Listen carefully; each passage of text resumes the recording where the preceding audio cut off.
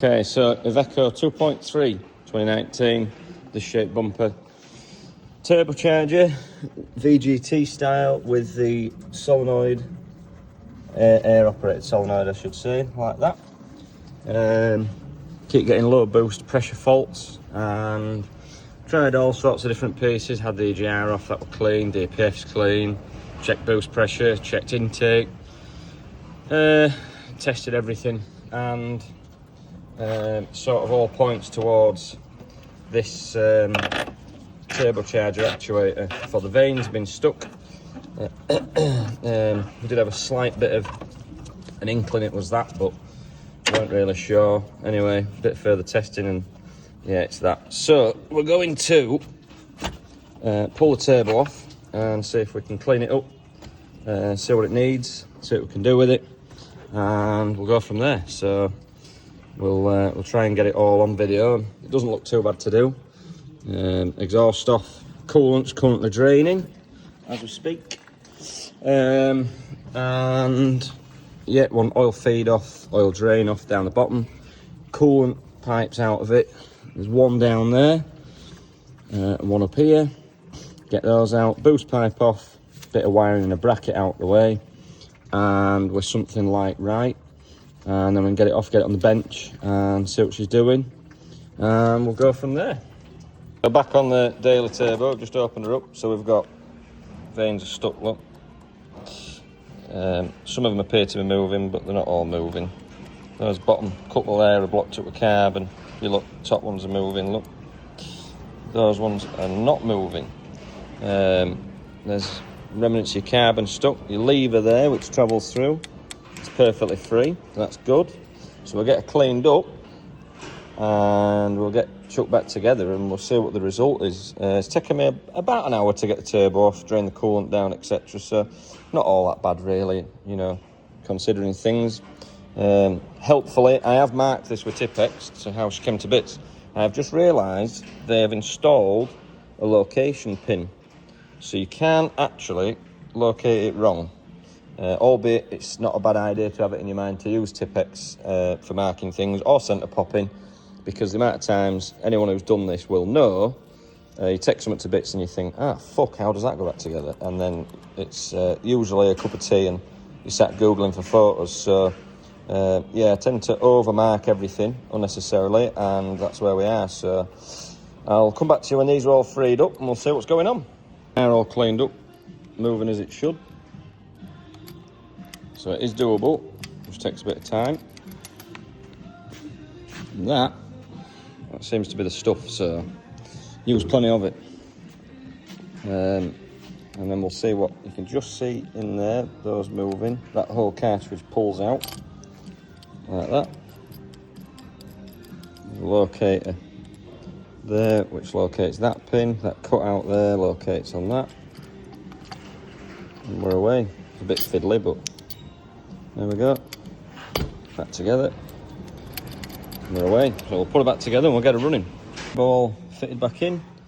Primed her up with fresh oil. Couple of intake pipes and airbox to go back on. And she'll be back together and we'll test run it, see what it does. Hopefully. Got a result. So another issue encountered is it recording low boost. This here is the live data for turbo actuator. I don't think you can see it, but right down there on the bottom of the turbo there is a vacuum operated actuator which runs from right down to this little vacuum solenoid, and on the bottom of that there's a plug on the bottom of the actuator. So all freed off now, it moves lovely, perfect, not a problem. Anyway, if we follow the live data, the engine's not running, probably not going to do it. That's dead-ended right down and I've not moved it, and you've got a jump in it. I'll let it back off, come back up. It's back to 95, which would say was acceptable, I suppose. But that's pushed right back down again. And it's jumping up again. So we'll push it halfway. And it's moving. And I'm not moving. So I think that down there might be faulty. So we're going to take that off, we're going to have a look and see what's going on with it. Because that would explain a lot of problems, wouldn't it? Okay, so back with the daily, with the boost problem. I have fitted a new actuator. Pretty easy to do, really. That was off London Turbos on eBay. Really good company, dealt with them before. Ordered it at 3 o'clock one day, came on a Saturday morning by 11 o'clock. I mean, can't get better than that. I think that was the best part of 100 quid. That comes with the sensor and everything. So fitted that, monitored the live data. So the ignition's on, engine's not running currently. And I'm just going to flick it. And it'll hold a position, which is nice. You can just make it out. And we can get, see, it actually responds to what we're doing. Now I have road tested this, and it is actually doing what it should be doing. I was also having a NOx fault for, I can't just remember what it was. There was NOx fault for upstream cat. Everyone suspected it was a NOx sensor. It wasn't a NOx sensor. Obviously, we've cured a few problems in the process of finding this, but the real culprit was seized turbo vanes, and I'm presuming the reader in the actuator, the sensor, was faulty itself.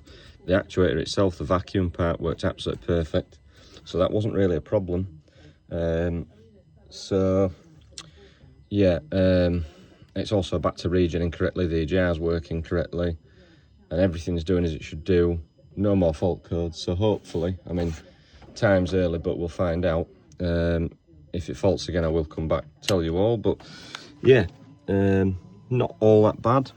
It goes 100 times better.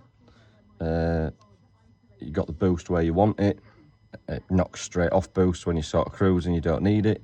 So that has masked and, you know, plenty of problems, and led you down the garden path with a lot of problems that weren't there, if that makes sense. So yeah, I think the fault code for that, I will put it in the listing, but I think it was low boost pressure out of range or something there. So it was giving the impression that it was boosting, but it was out of range it was expecting.